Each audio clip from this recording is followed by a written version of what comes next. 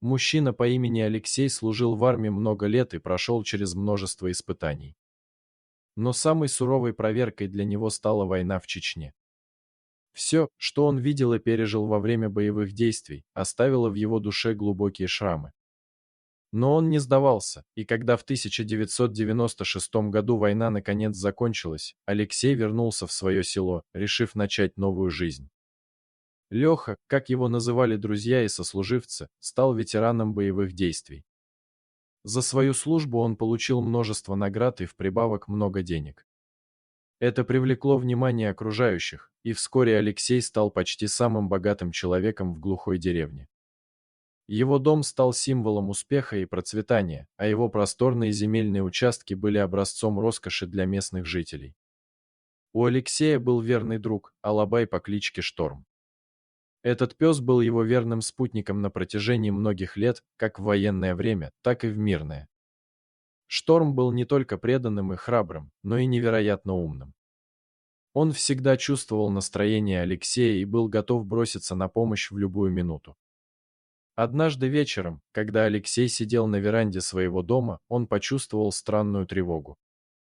Что-то сказывалось на его инстинкте, и он понял, что что-то необычное происходит.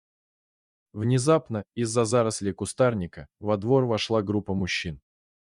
Узнав бандитскую братву, Алексей понял, что его жизнь в опасности. Братва приближалась к Алексею с намерением убить его и отобрать все его богатства.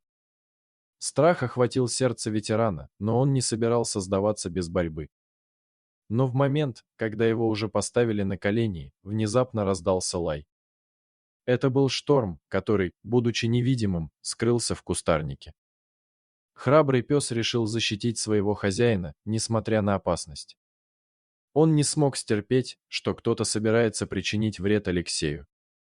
Шторм набросился на бандитов, покусал их и сумел отвлечь их внимание. Этот момент хватило Алексею, чтобы воспользоваться своими военными навыками и защититься.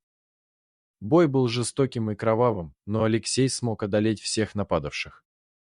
Братва, испугавшись отваги и силы ветерана, быстро покинула его участок, оставив за собой лишь следы страха.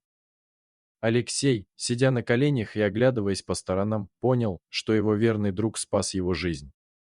Шторм вернулся к нему, виляя хвостом и ощущая гордость за свой подвиг. Алексей обнял пса, сильно трепещущего от волнения, и понял, что без него он был бы погибшим. С тех пор Алексей и Шторм стали еще более неразлучными. Они продолжали жить в своем доме, но теперь они были еще более осторожны и бдительны. Легенда о их подвиге распространилась по всей деревне, и Алексей стал символом силы и храбрости для всех.